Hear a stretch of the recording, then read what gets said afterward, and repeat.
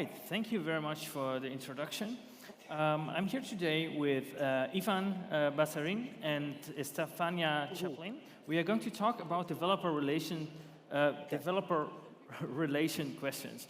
So it's a topic that is widely confusing, and we try to bring a little bit of clarity into that. Welcome, Ivan and Stefania. Who's the flasher?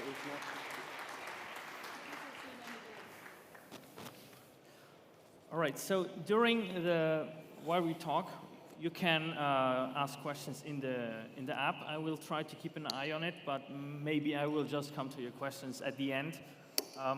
I will see how this goes. So, how are you doing, both of you? Not bad. Doing good. Good, good. Would you like to introduce yourself? Tell a little bit about the company you're working at. Let's start with Stefania. Cool. Hi, everyone. I'm Stefania Chaplin, otherwise known as DevStepOps. I'm a solutions architect at GitLab, and as part of my role, I do a lot of developer advocacy, do a lot of public speaking, publishing articles, etc. So really excited to be here, and thanks for joining. Hi, everyone. Ivan Burazin. I'm the Chief Developer Experience Officer at Infobip. It's a long title. So Infobip, for those who don't know, we're not as famous as you guys are. It's a cloud communications provider, basically offering an API to be able to send SMS, voice, email, whatever. In developer experience, I run everything developer relations, everything startups, and also all the conferences similar to this. So the idea is to create a community around the company. Okay, thank you.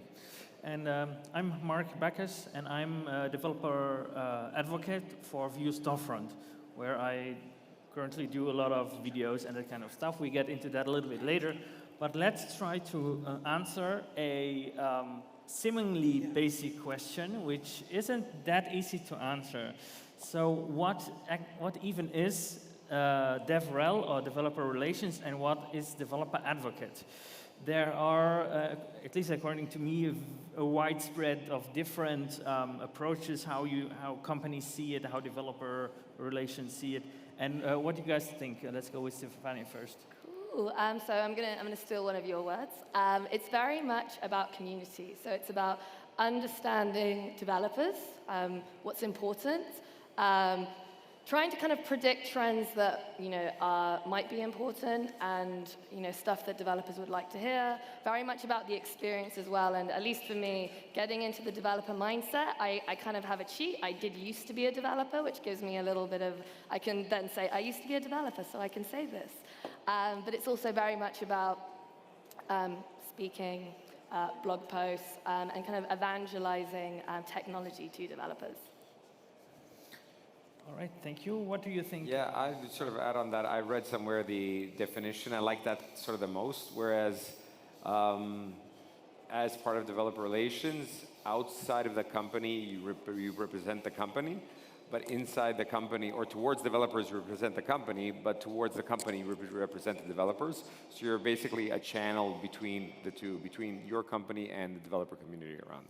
Okay, yes, that's one definition what I made in my head. What is like important is like advocating for the company towards the developer, and the other way around, from the developer to the company. So when developers have an issue or something, it's important to take it to the company, but also the other way around, like take something that the company wants to say, whatever it is they have to say, and bring it to the developers, that they understand it at the level of developer lingo and that kind of stuff.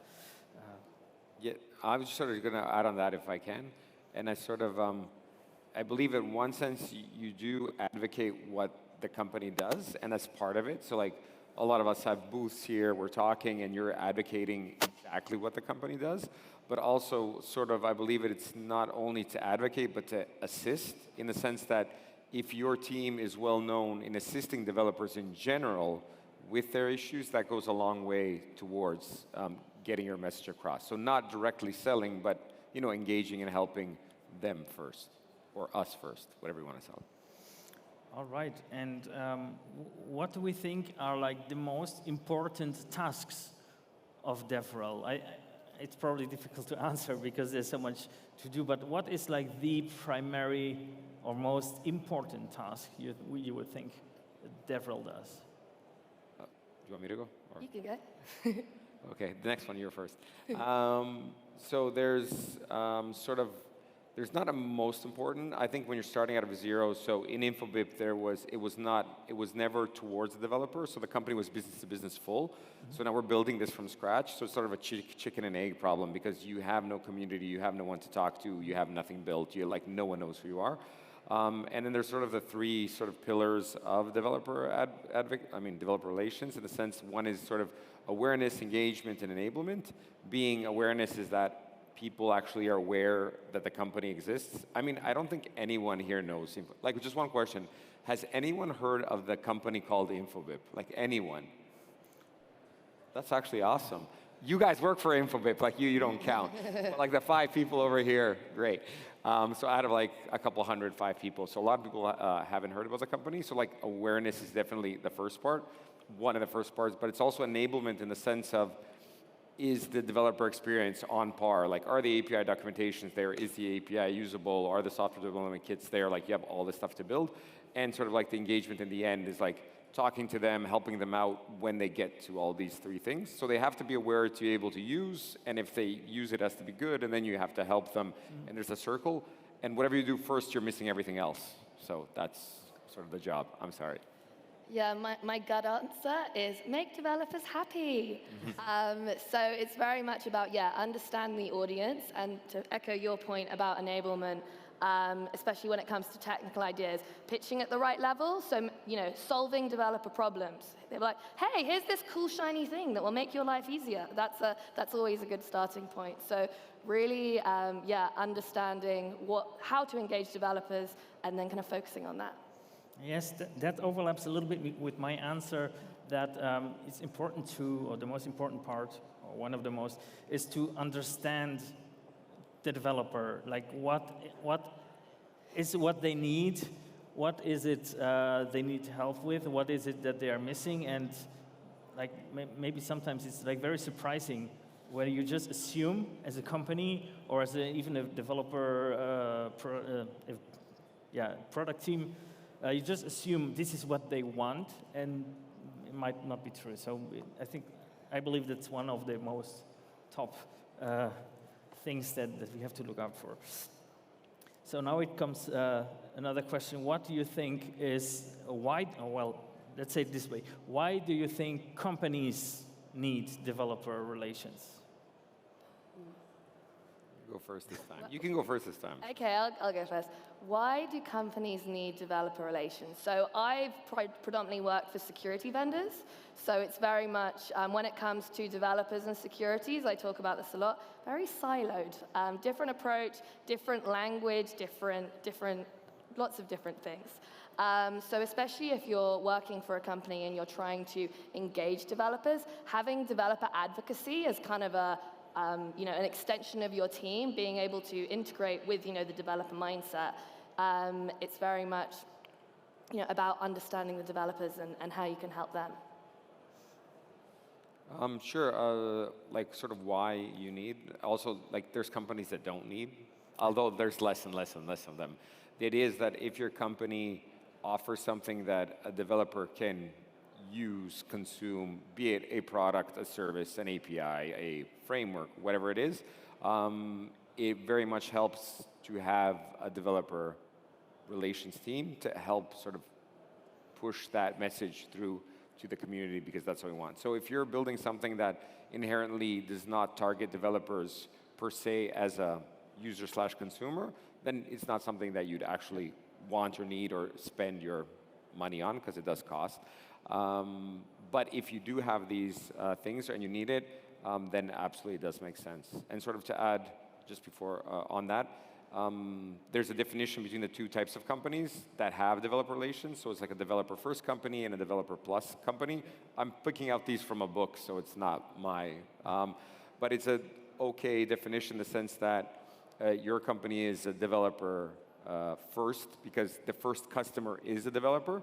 And then a developer plus company is someone can be, I mean, Infobip is, but also a bank can be as well, because all the banks in the EU have to have an API now, and they have to have developers be able to build on it. So it's not their first target, but they have it as an addition to that. But if you don't fall into the two, then you can sort of just move along.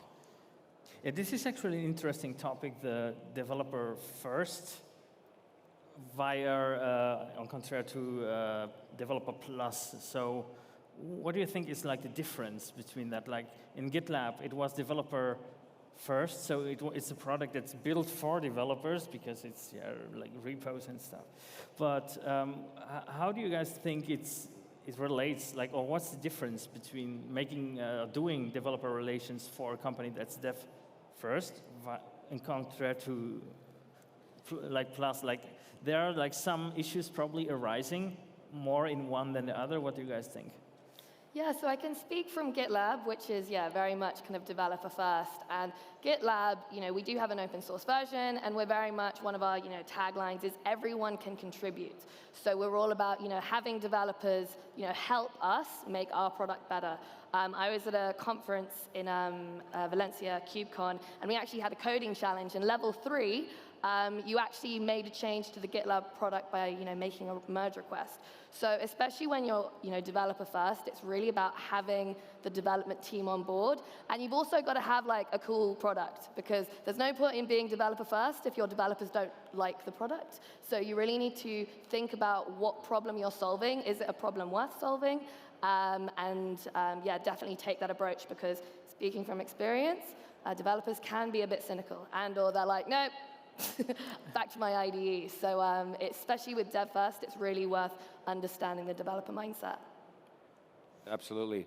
So I also co-founded Code Anywhere, and the teams, there's a booth here.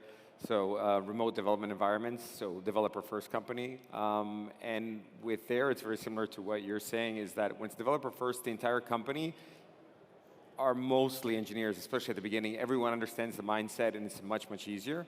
When it's a developer plus, like the company I'm in now, which is 3,650 people, which the majority people are, there's 1,000 engineers, but there's another 2,600 that are not.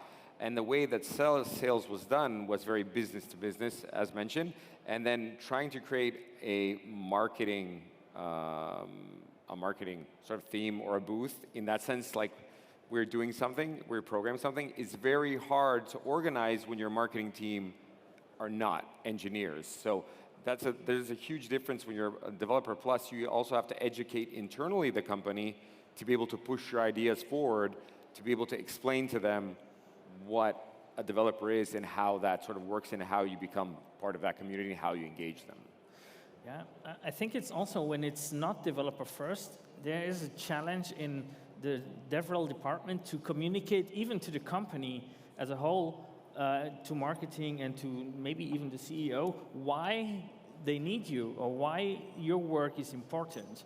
So I work at WeAreDevelopers, which is interesting because they used to be like open source, so it's developer first. And then in order to make money, because they have to, because it's still a company, they have some enterprise parts of the solution. And so they have a marketing team for that, a sales team, and so on. And those teams, we constantly clash with them because they don't understand that we need to communicate to developers, and we sometimes fail to recognize, we need to make money, so we need to like take a step back on this. And this is like a struggle that's like, it's not like a huge issue, but it's always sort of a struggle. And have you guys struggled with something similar? I've struggled a lot with that. I've struggled a lot. And it can also be because when you're doing developer relations, everything as we talked about it takes a long time. So a lot of things are long tail per se, but things just do take a long time because we're here talking to people. And so they might not need our product today. They might not need it tomorrow. They'll need it in 6 months. And then if we had a good conversation, if we had a good whatever, they'll remember us and use us, hopefully. Remember us, just saying that. So hopefully, and that takes a long time versus like standard marketing in the sense of business to business marketing, like you can measure everything. It's like, how many sales calls did you do? How many, and then you close sort of that deal, and it's a lot faster and shorter. And then when you have clashes between other departments like marketing, where they're like, first they don't understand what you're doing, and then you're a cost center, so you cost money, and the return is not easily measurable, then it's a lot harder to get that investment from the company to continue the journey for a long time. I mean, we started our developer experience team a year and a half ago. The results are still pretty bad. Now they're starting to show, but it took a long time to get there. And I mean, the only advice I have for people that are starting perhaps is to get sort of a sponsor somewhere very high up that will believe in you and give you that runway to do it for a year, 2 years, 3 years until you start seeing some return on that. I believe it's also not that easy to put a KPI on that. How do you measure the success of a developer relations? There probably are, but I don't know how accurate it will be. What do you think, Stefania? Great question. I'll let Ivan answer. I'm thinking, I'm like, do I have KPIs? Yeah. I mean, KPIs are hard. So we sort of say that we have fuzzy metrics, in a sense, not exact metrics. So we have metrics like the amount of people that come to the website, the amount of people that sign up, but also if we're doing a meetup, how many people came to the meetup. But those are also vanity metrics. So it's like, how many people actually showed up? So it could be like 50 people, great. But how many people actually talked? How many people like got back to you afterwards? So also, there's also a, what's it called? A metric called butts in seats. So how many people are sitting at the talk I'm talking about right now? But so there's, how many seats are there here? 200? 450. 450? Wow, a lot of people. So there's a lot of butts in seats here.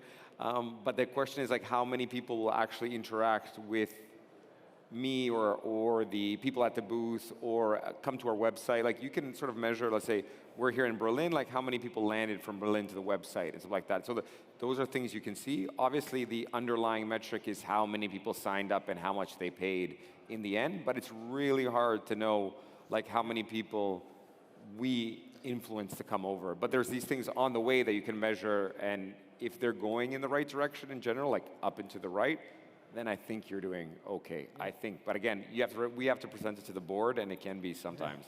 Yeah, I think the efforts between marketing and devrel, they sort of would show in the same KPIs. So you never know which was the one that made like a peak, for example. Was it something the devrel maybe? If it's a conference, maybe yes, but the usual day-to-day activities.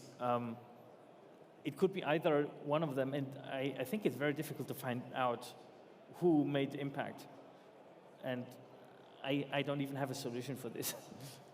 Yeah, it's an interesting one because especially, you know, I worked a lot with different marketing teams, and even stuff like, they call it like lead source. So for example, have you come from being at a webinar or from reading a white paper or attending a talk? So even that can be hard to measure in itself. And when I think about developer relations, I know you said fuzzy, I like to call it fluffy. It's like, you know, what are we measuring? You know, sentiment, you know, engagement. And it can be positive, and it can be negative. So I know, for example, we follow places like Hacker News, just to see, like, you know, is GitLab being mentioned? What is the sentiment? Is it positive or negative? And then sometimes, you know, you do get internet trolls, but actually sometimes they have a point. It's like, oh yeah, actually that does seem like an interesting feature. Maybe we should fix that. So I think especially when it comes to KPIs, because with working with marketing, you can't always tell who's coming from where, how it is. It's kind of looking at the overall engagement and sentiment within that. Okay, thank you.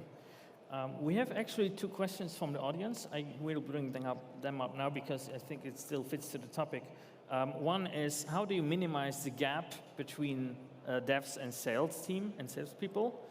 That's one. Whoa. How do you minimize the gap between devs and sales in the sense of like, what do you think that means? In the sense of like arguments or going the same direction, or the type of person? I'm not sure what the question is exactly. Sorry, I didn't hear acoustically the question. So it didn't come clear to me what the question is in the sense of shorting the gap. Is it like the devrel becomes Yeah, more like I think how they can work better together. How like how the both teams like are like that the flow between them is easier. So we have the issue of right now the way it's set up. Historically, when someone signs up self-service, which is probably a developer, the sales team would usually pick them up and send them an email. Hey, I'm your new account executive. Like, do you want to talk to me? Most developers will be like, buzz off. I don't want to talk to you. Like, I went through self-service to serve myself. I don't want to talk to anyone. And so when you're talking to sales, and we're doing this as well, it's like we are not sort of taking away from sales and from your bonuses or whatever that works. We're another go-to-market in the sense that we will bring you more people, but you're not supposed to bug them, like leave them be until they get, to a size they would want to, or they reach out for help. So in that sense, like we'll give you more, leave them alone, and then they'll grow. And also on the other side is like the conference, our booth here is, so we needed a lot of people, and we always called like salespeople to come with us, tell them not to be salesy and tell them what to talk about. Don't sell people. But in the sense like that they come, we have a joint sort of mission, we work together, and then you have that sort of personal connection as well. I mean, obviously it takes a lot of time to like spin through the entire sales department, but like those are the things that we try to do on both sides for sales. And yeah, so it has a lot to do with, I think, with communication. By the way, I think the most important skill of a devrel, and empathy, because both parties have to sort of like put themselves in the shoes of the other and like, yeah, okay, that makes sense, but we still have to like look for a communication channel, a very strong one between the two, so we can like it's better to like easier to find solutions for certain problems. Yeah, it's an interesting one. So I am a solutions architect, which is otherwise known as pre-sales. And in my last company, what they would do is there were 2 annual meetups in America. One, sales kickoff, all the salespeople, also marketing, very field-focused. 6 months later, product meetup, all the engineers, all the products, and you would just tell by, obviously the topics, the kind of approach to the people, quite siloed, quite different. So I think, to your point, it's about having that common ground and also that level of empathy. So, especially when you're working internally in the same organization, having the same end goal. Because when I first heard the question, I was like, do you mean between the developers and the salespeople from vendors not selling to them? But I think that was a different question. But yeah, having a joint mission goal and then appreciating the strengths of both teams to get to where you're trying to get to. Okay. What else? Oh wow, we have a few more. Well, okay, I can't take all of these because there are still some topics we want to get into. So we try to do those, and at the end, I will take some minutes to get through these because it's too many for now. So I will skip also through some of these. But I think one interesting thing is, or questions that I heard often is, what actually are skills that a dev advocate or devrel needs? Well, what do you think, Stefania? Communication is a good starting point. Because what you'll find is you're going to be speaking to different stakeholders. So you're going to want to communicate with the developers. You'll also need to speak to marketing. You might need to speak to C-suite organization to understand the strategic goals.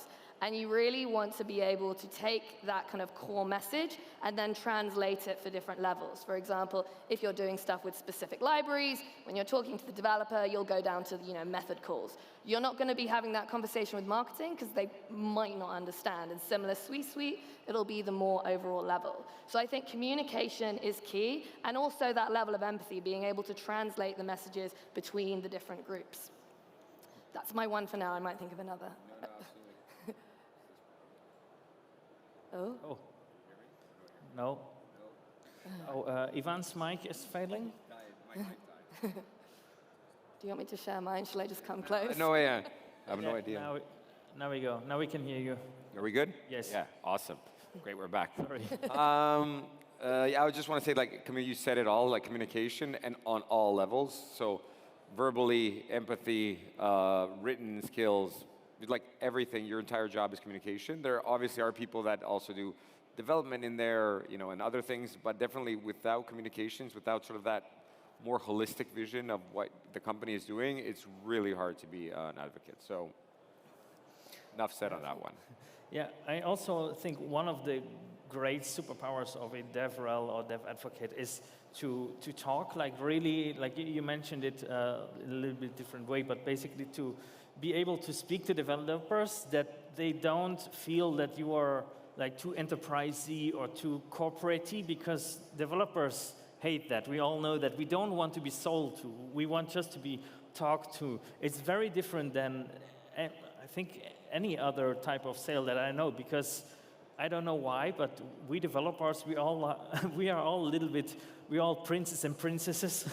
So we want to be like, just have a nice conversation. We don't want a guy in a suit telling us the 5 best reasons why to use their product. So we want to be shown, we want to be explained, and we want to be more than anything, I think, understood. So I think it's a very nice skill, and not that often found, to be able to really communicate on that level to developers without sounding like, so you need to be, you need to know developer lingo, you need to know how developers talk between each other. So that's one of them. And also, what's one thing that yes, be comfortable not only in public speaking, but also in front of camera. Like if you record yourself or if someone is recording you, I think it's good to be, maybe not a requirement, hard requirement, but I think it's important to like just feel like comfortable in front of a camera, which is, I started this like 2 years ago, doing more that kind of stuff. And talking to a camera is super weird. It's so strange because you're like looking like at the camera, and you don't talk to anyone. You just talk in your room, but people will perceive it that way. So at the first few takes, like you look at the camera, and you just keep talking, and it's super strange. So it's a skill that needs to be acquired over time, and it's not like natural for like a developer to just talk to the camera. This is relatively new in this time of age, I think. What do you think? Yeah, I think it is interesting. Like I find the weirdest. I do a lot of demos, and usually when you join a company, they're like, oh, can you just do a demo and record it, and then we'll watch it later. And doing a recorded demo, knowing that it's going to be watched internally, is always kind of, I'd much rather be just speaking to a customer, find out what's important to them, tailor it, whilst, like you say, doing it to the camera can be a bit jarring or unnerving. And I think it's a similar thing if you do talks or want to do talks. Watching them afterwards, I'm quite bad at doing that. And similarly, if you write blogs or read or write blogs, getting other people to read it as well. So not only speaking to the camera, but getting feedback from those around you is quite important, because it can help you tell your message and get your style. I know I'm never going to be the most technical person in the room, but I know that I can talk technical if I need to, but then have that level of communication with others. There are people I know who are great, really, really technical, awesome, but then sometimes they can struggle with the kind of slightly big picture, which is a skill that you can need. Yeah, you're touching an interesting topic there, because like naturally developer advocates and DevRels, they don't code as much. And I've been developer advocate for only 6 months, so for 6 months I'm not really coding anymore. And for me, that's super strange. How do you guys experience that, to suddenly like not code as much anymore?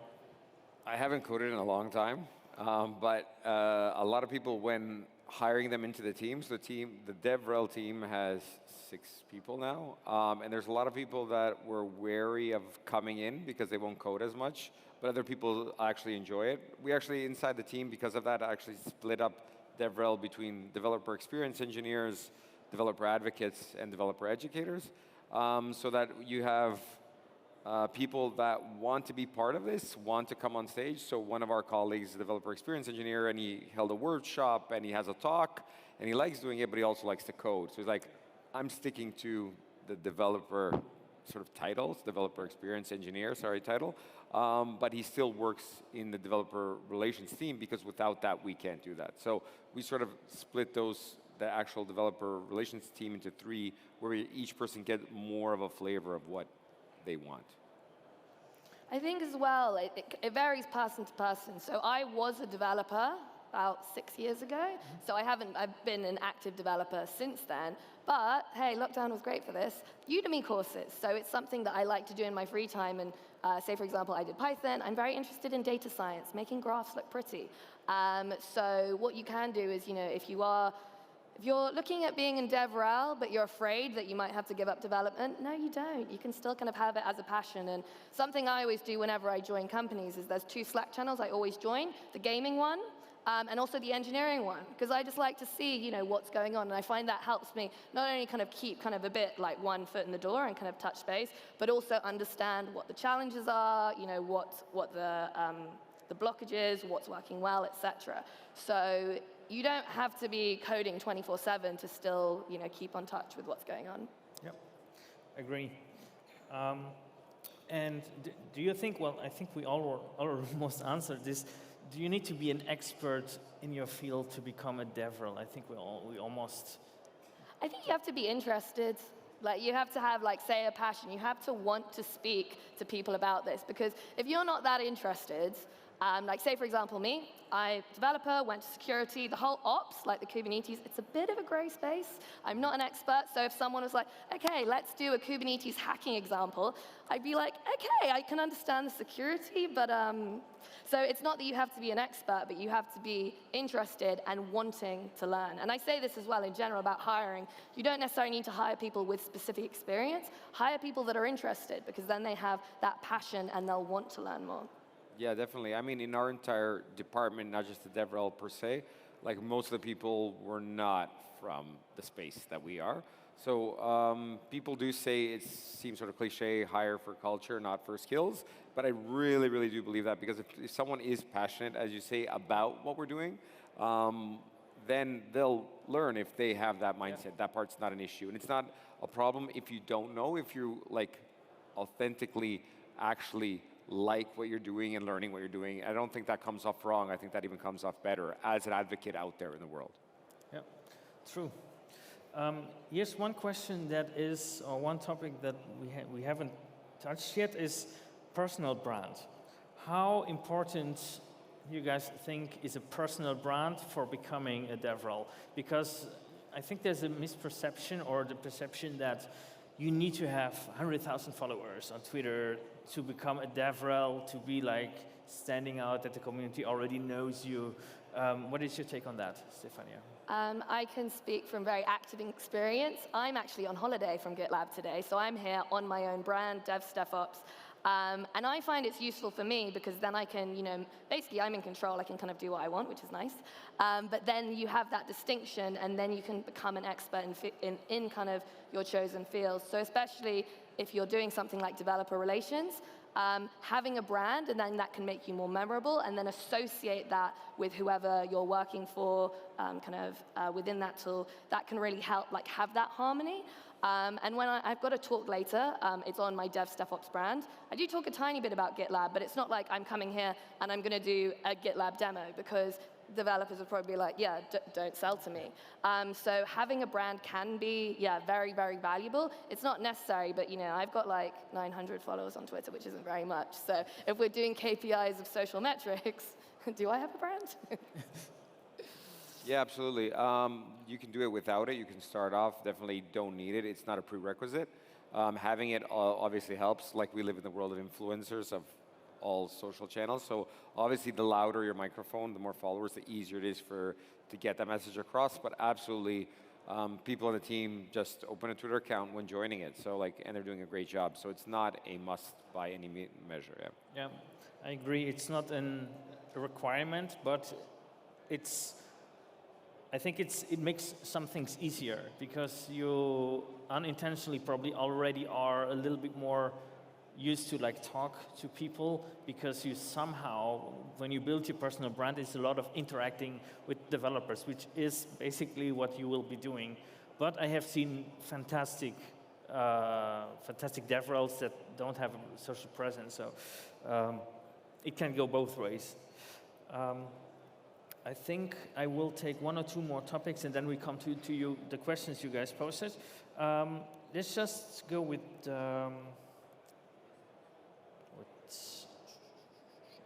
Sorry. Okay, let's go with this one. What is the most common challenge of devrel, or at least in the devrel part that you work at?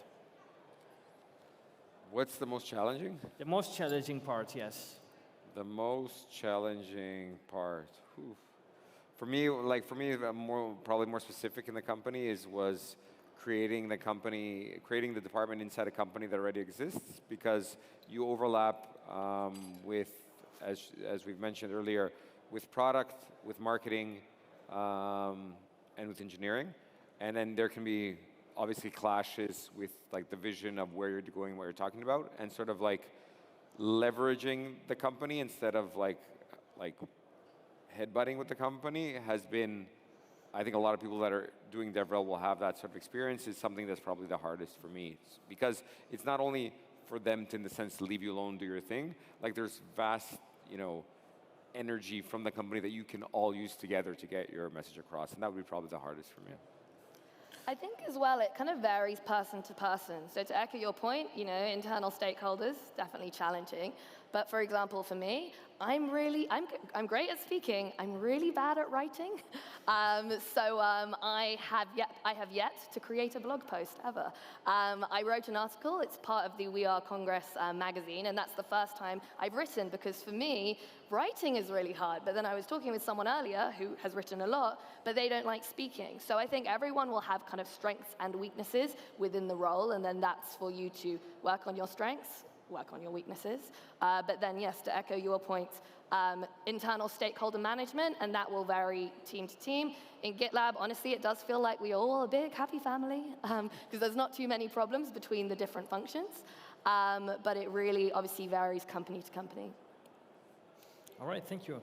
For me, the most challenging would probably be not code that much anymore, in the sense of I don't ship like a new feature or something, because or a bug fix. It's like, okay, I did something for the user that now they have a better experience, or they have like a new feature they can play around with. Like shipping something is like something I really miss, and I think that's like something like challenging part for me, being okay with that at some point. But I do love my job as developer relations, so I don't really know. I think I just have to clone myself and do both. All right, so we have a few questions here. We still have 5 minutes to go, so let's go through some of those questions. One we already answered. Okay, one.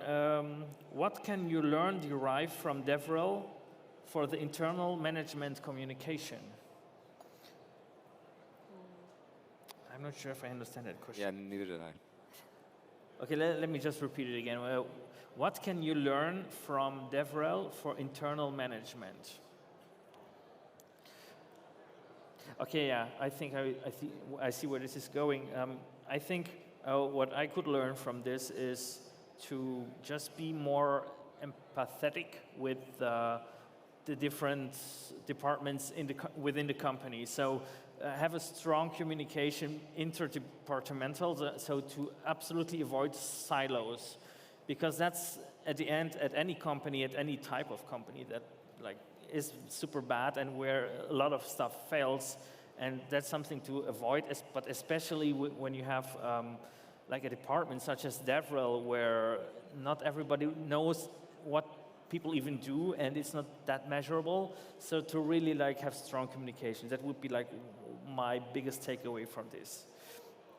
And I think as well, with DevRel, they're in quite a unique position, because you've got your internal stakeholders and you're crossing multiple functions in the business, product, engineering, sales, marketing, etc. But you're also interacting with the community, and the community, in theory, can be anyone, not just developers, but anyone potentially with a passion interest. So it comes back to this whole communication and empathy, and kind of what's one of the key things you can get is listening to customers, listening to the community, and then taking those messages and then sharing them internally in a way that you can get action. Being able to like bottle that's a real key thing. Yeah, absolutely. I'd say like getting that to prove your value to the company is getting that message, packaging it, messaging it to the rest of the company to be able to understand. It's like, oh, okay, I've got this message. We should do this because of X, Y, Z. and that is what that team or department does. And also just adding on that, that it might be a sort of a bad word, but in the sense of internal marketing, to actually, that would be internal marketing, because the company also often doesn't know what we do, and sort of packaging that in sort of simple, not just messages, we do this, but we do this, and here's the output of what we do, and this is useful for the company, to sort of show that you're helping everyone else. Yes, true. Another question, what are red flags that you see in developer relations? And what do you do about it? Yeah, what are red flags and what do you do about it? I would have to think about red flags. Red flags? There's a lot of, I mean, red flags as in if you're going to work for a company, or red flags in the sense that... I suppose, yes.